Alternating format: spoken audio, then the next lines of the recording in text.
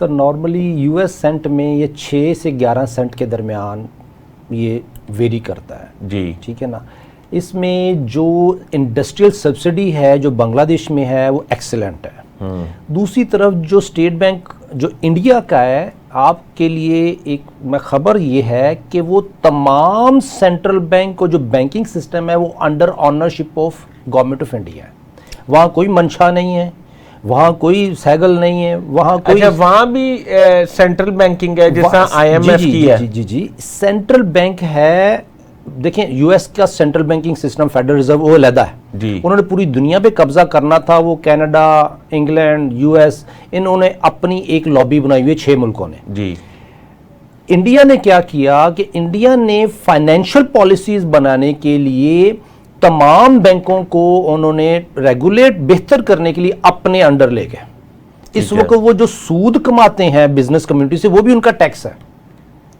ہمارے ملک میں جو سود ہے وہ منشا صاحب کی جیب میں جا رہا ہے, جو بھی ان کے آنرز ہیں. ہاں کوئی بھی بینک کے آنرز. ہمارا سر مزے کی بات یہ ہے منصور آفریدی صاحب ان کے لیے بھی کہ جو ایز اے فائنینشیل اکانومسٹ آپ مجھ سے یہ سوال کریں کہ شہزاد صاحب یہ سود جا کے در رہا ہے, اس کے لیے انفلیشن کو ہم مینیج کیسے کرتے ہیں. سر سچویشن یہ ہے کہ ہم نے پچھلے سال 7,300 ارب سود کا بجٹ رکھا. ہماری نیٹ انکم کتنی ہے 6,800. اس کا مطلب ہے نیٹ انکم کم ہے, سود زیادہ ہے. اس وقت قائبر کم تھا, اب قائبر زیادہ ہے. اس سال 9,000 ارب تو کم از کم چھپا کے, لیکن 12,000 ارب ہمارا سود ہے. یہ 12,000 ارب کس نے پے کرنا ہے؟ ہم پاکستانیوں نے یہ تھرو انڈائریکٹ ٹیکسز اور ڈائریکٹ ٹیکسز پے کرنا ہے, جس میں سے جو فارن ڈیٹ ہے اس کا سود تو باہر چلے جانا ہے. جو ڈومیسٹک ڈیٹ ہے جو بینکوں کا اور اسٹیٹ بینک آف پاکستان کا ہے وہ ہم سے ٹیکس کلیکٹ کریں گے, اٹھا کے ان بینکوں کے آنرز کو دے دیں گے. میری یہ شہباز شریف صاحب سے ریکویسٹ یہ ہے کہ یہ 22-25% سود کو 6% پہ لے جائیں تو آپ کو یہ جو 12,000 ارب 9,000 ارب کلیکٹ کرنے ٹیکس کی صورت میں, جیسے آفریدی صاحب نے کہا کہ ہمارا ٹیکس بیس ہی نہیں ہے, تو آپ کو وہ ٹیکس کلیکٹ نہیں کرنا پڑے گا کیونکہ آپ کی انکم نہیں ہے, پھر آپ کو پے نہیں کرنا پڑے گا. یہ انفلیشن سود بڑھانے سے انفلیشن کنٹرول نہیں ہوتی. اس کی ایک مثال دیتا ہوں. جب قائبر 6-7% تھا بٹ صاحب, اس وقت جو گورنمنٹ آف پاکستان نے قرضہ لیا ہوا تھا بینکوں سے وہ تھا 18,000 ارب. اب نوٹ کیجئے جی.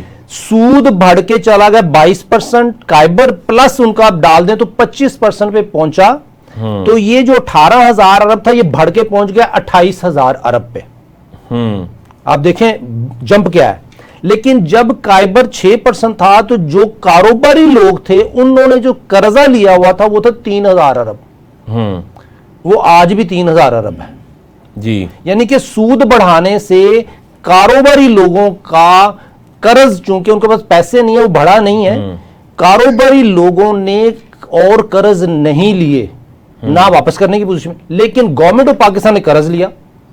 اب یہ ایک مضحکہ خیز لطیفہ ہے ہم پاکستانیوں کے لیے جو ہم پہ امپوز ہوتا ہے کہ آپ سود بڑھائیں تو انفلیشن کنٹرول ہوگی, اور سود بڑھا کے لائبلٹی ہم پاکستانی پہ بڑھی ہے, ہم پہ ٹیکس بڑھ رہا ہے.